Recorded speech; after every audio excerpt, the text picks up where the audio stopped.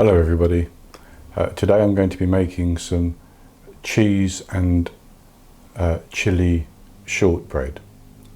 Now I've looked at a few recipes for cheese shortbread and they all seem to be a little bit different, so I've amalgamated a few of them and come up with what I'm going to do. And I'll go through these ingredients. I have some Parmesan cheese for grating on top. I have 200 grams of flour, 100 grams of ground almonds, a teaspoon and a half of chili flakes, which I've ground a little bit smaller, half a teaspoon of salt, 2 egg yolks with a little bit of the white, some more white for egg wash later, 60 grams of cheddar cheese, and 200 grams of butter, which is quite soft. So I'm going to put the butter into the mixing bowl. You can do this in a food processor or you can do it by hand as well.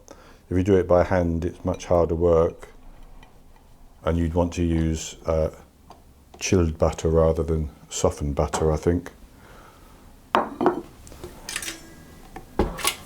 And I'm going to put the butter and the chili and the salt into the bowl, and I'm going to mix that until it's quite creamy.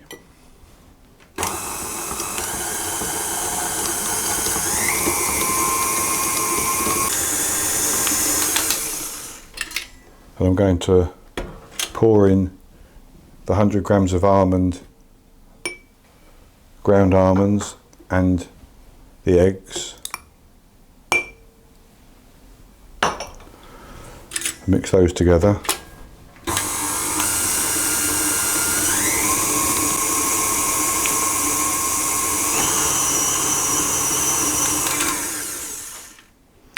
Okay.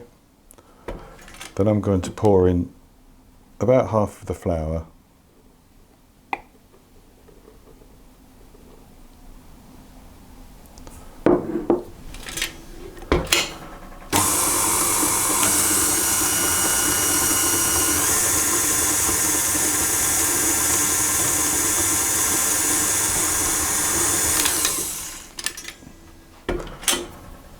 Scrape it again.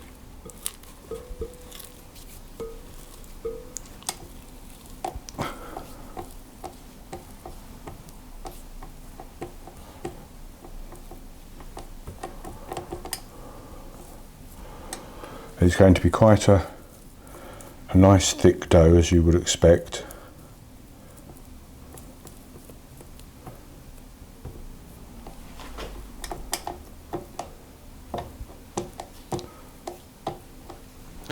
Then I'm going to put the rest of the flour in.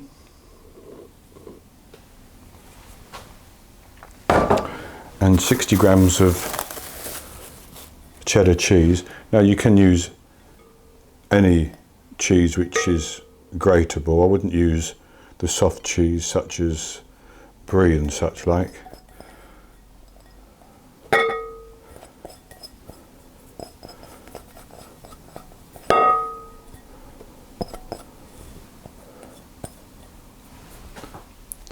And we'll mix that until it combines into a nice dough.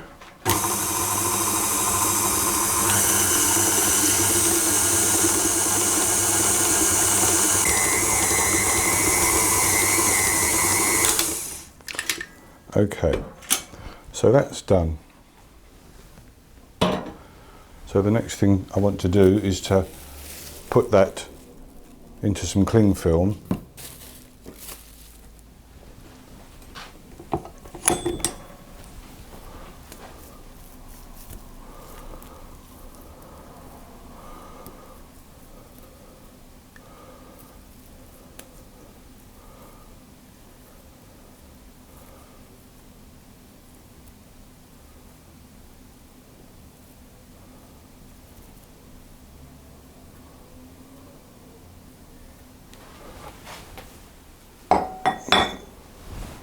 And get the rest out of the bowl.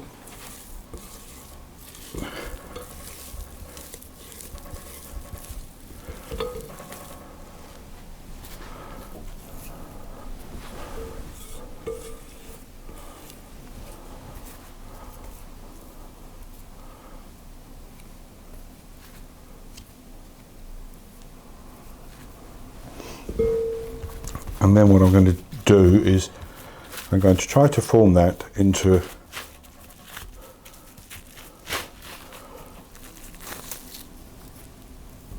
two sausages.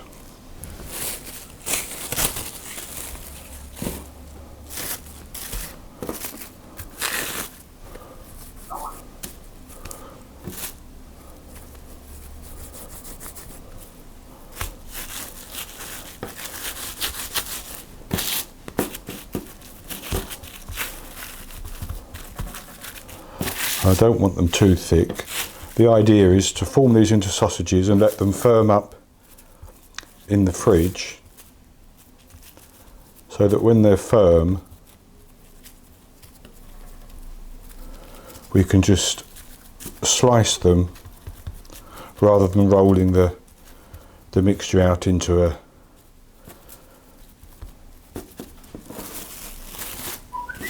flat circle.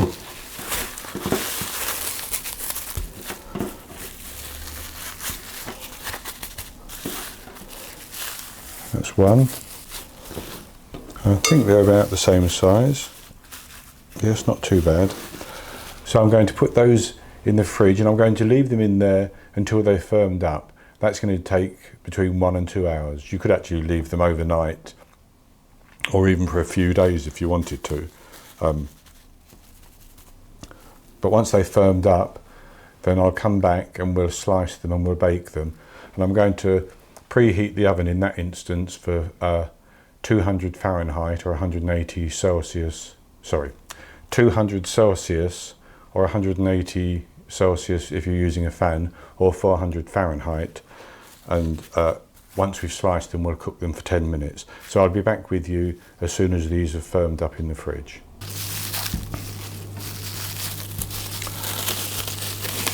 So now we have our dough hardened. It's been in the fridge for a couple of hours. And what I'm going to try to do is cut about 3/8 of an inch for each one.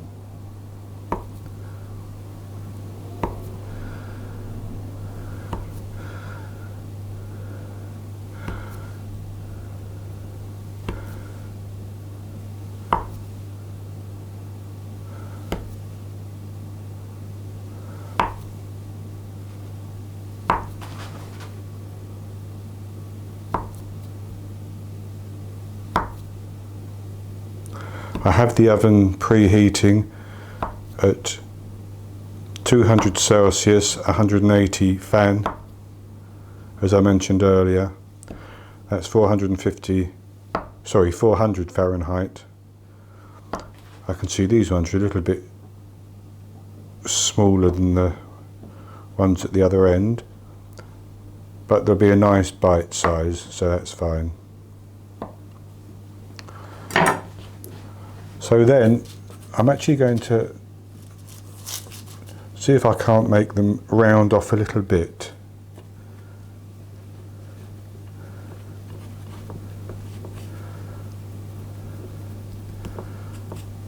But it doesn't matter. I don't think I'll bother.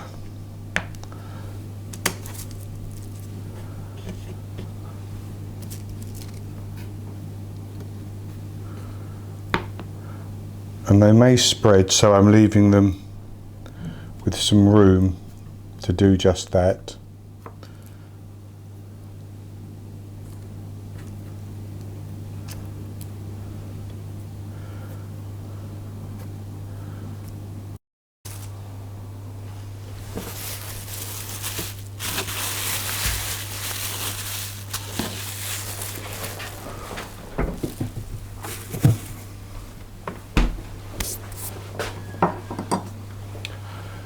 So I've put the rest of the pastry back in the fridge so that it stays chilled while we bake these. And then what I'm going to do is just, with this egg white, just brush over the top of each one.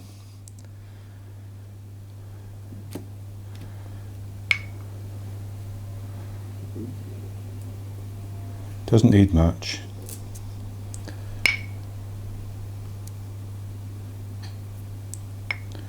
But what it will do is it will allow the top to go a golden colour, and it will also help the grated Parmesan to stay in place, I hope.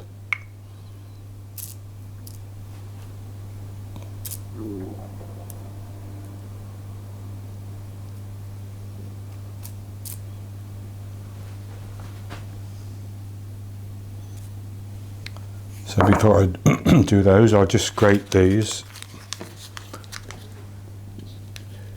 just a little bit on top of each one.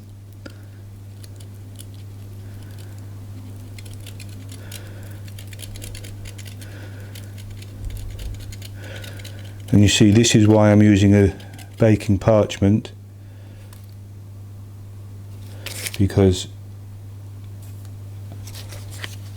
I then don't have to be too precise about where the shavings of the Parmesan land, because it's not going to burn onto the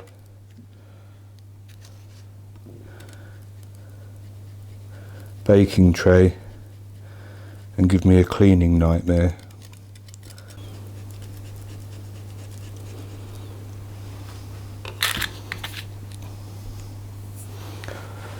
So that's the first two trays ready. There'll be at least one other tray to go in the oven after these have baked. But I'll just check the temperature. It's 180 fan, so I'm going to put these in.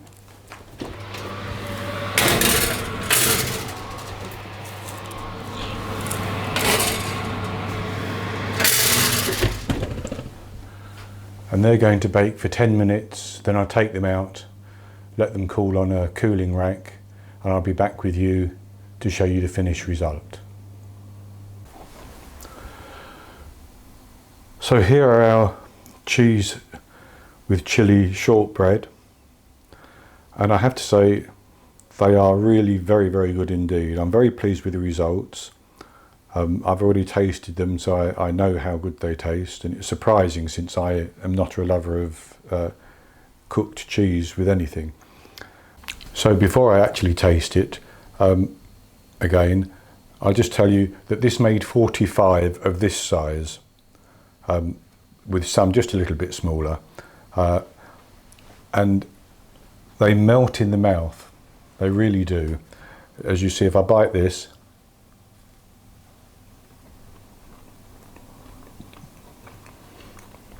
it is so soft, it dissolves on your tongue, giving you that nice cheesy flavour. And then, as you swallow, you get a hit of the chilli lingering. I've got it now on the tip of my tongue and just a little bit at the back of the throat. Very, very nice indeed. And if I just press that, you can see just how easy it is, how delicate they are. So I recommend that you should try these. Now I'm going to put a link to the recipe below the video, and I've also started to put an information link on the front of the video in the top right hand corner, so that should be just up here somewhere, I hope, so that it's a little eye, and anytime you move the cursor over the video anywhere, that little eye will appear, and you can click on that if you want to, and it will open the recipe in a new web page for you. So that's it for today. I'll be back with you very soon, when I'm going to be making something called Bara Brith, which is a Welsh tea loaf with mixed dried fruit, and that will be in the very near future. So until then, happy baking.